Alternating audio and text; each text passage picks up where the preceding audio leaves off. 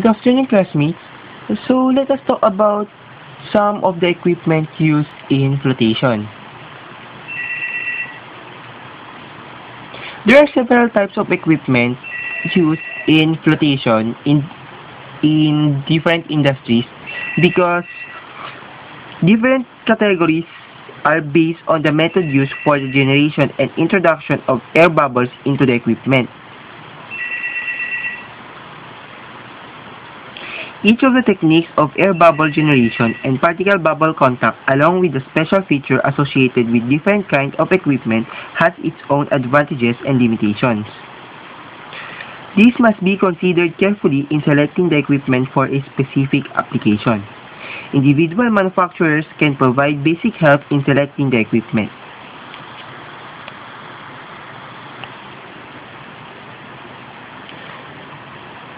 These are the categories according to Perry. As we can see in this diagram, the flotation equipment is divided into three parts: the electrolytic, the dissolved air, and the dispersed air.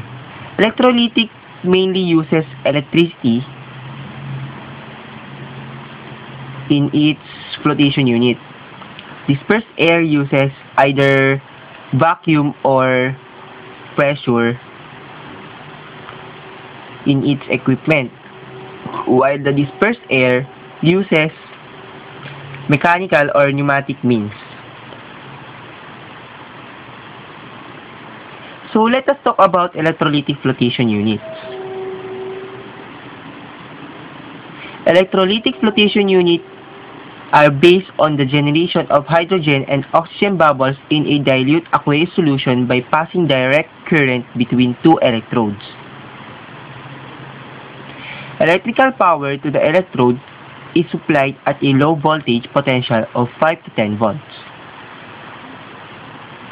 Typical electrodes material include aluminum, platinized titanium, titanium coated with lead dioxide, and stainless steel of varying grades.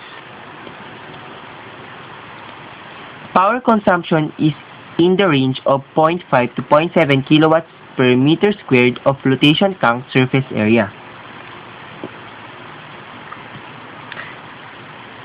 Depending on the conductivity of the liquid and the distance between the electrodes sa power consumption.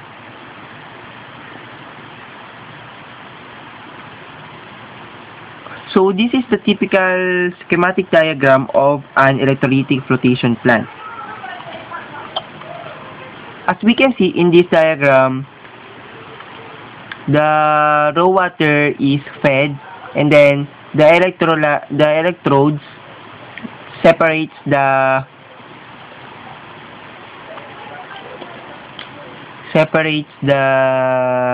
materials, and then some of it goes to the top and then remove as sludge, and then the other is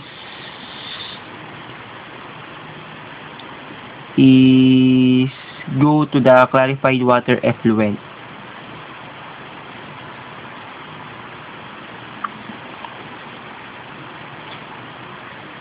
So bubble size in these cells tends to be the smallest, from 10 to 50 micrometer, as compared to the dissolved air and dispersed air flotation system. Also, very little turbulence is created by the bubble formation.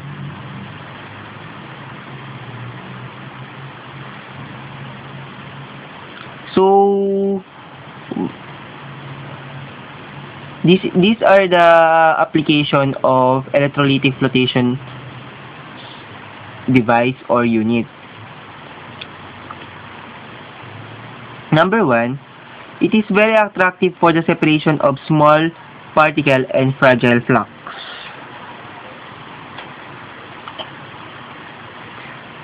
Number 2, it is applied to effluent treatment and sludge thickening.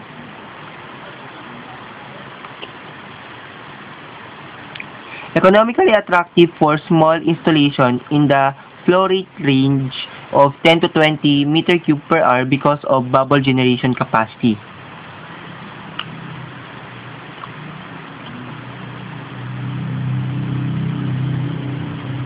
And then, electroflotation is not expected to be suitable for potable water treatment because of the possible heavy metal contamination that can arise due to the dissolution of the electrode. So after we discuss about the electrolytic flotation unit, let us go to the other type, which is the dissolved air flotation unit. Dissolved air flotation unit entails saturating the process stream with air and generating air bubbles by releasing the pressure. Particle bubble contact is achieved by the direct nucleation and growth of air bubbles on the particle, and very little mechanical agitation is employed.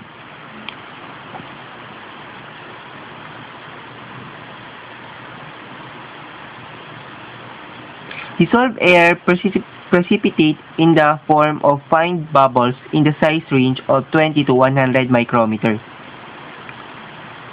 Does not require the addition of Frontier-type chemical reagents.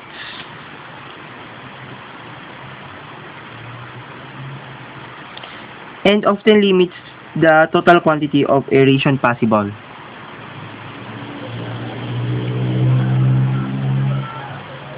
There are two types of dissolved air flotation unit. Now, the first one is the vacuum flotation.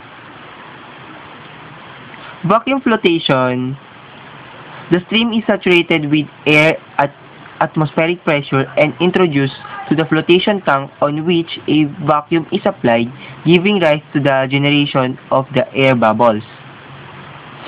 Can be run only as a batch process and requires sophisticated equipment to produce and maintain the vacuum.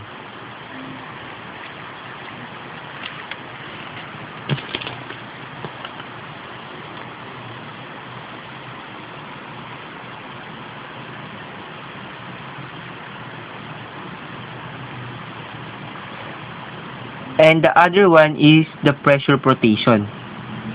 Pressure flotation, in contrast to vacuum flotation, dissolved air flotation units can be operated on a continuous basis by the application of pressure. Consists of pressurizing and aerating the process stream and introducing it into the flotation vessel that is maintained at the atmospheric pressure. The reduction of pressure results in the formation of fine air bubbles and the collection of fine particles, or particulate rather, to be floated and removed as sludge.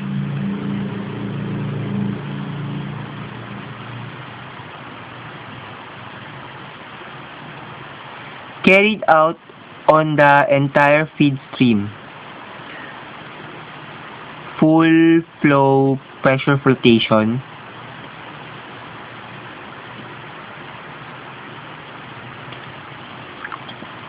Or carried out on fraction of the feed stream, while the remainder is introduced directly without aeration into the flotation tank. Split flow pressure flotation. The split flow system offers a cost saving over the full flow unit, since only a portion of the effluent need to be pressurized. In both cases, however, if the solid particles in the feed stream are flocculated before introducing to the flotation tank, the high shear during pressurization, aeration, and pressure release can destroy the flux. Also, if the particle loading in the feed stream is high, both systems are susceptible to blockage of the air release device. To minimize this problem, recycled flow pressure flotation is often practiced. This is the diagram of the recycle flow pressure flotation device. In this process, the feed stream, flocculated or otherwise, is introduced directly into the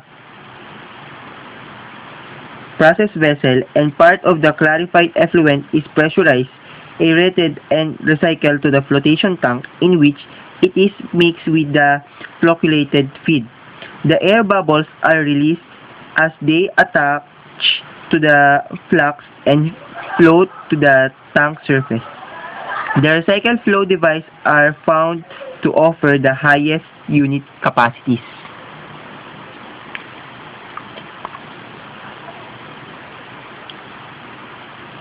So, this diagram shows the dissolved air flotation plant flow sheet for water treatment.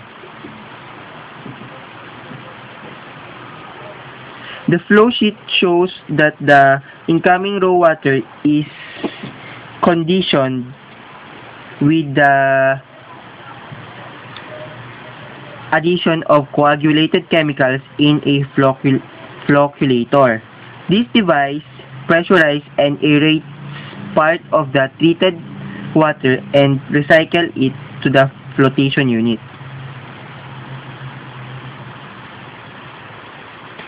These are the applications of dissolved air flotation unit. Number 1, used to treat process stream with low solid concentration, 0.01 to 2% by volume. Another is that these are most commonly used for sewage and potable water treatment.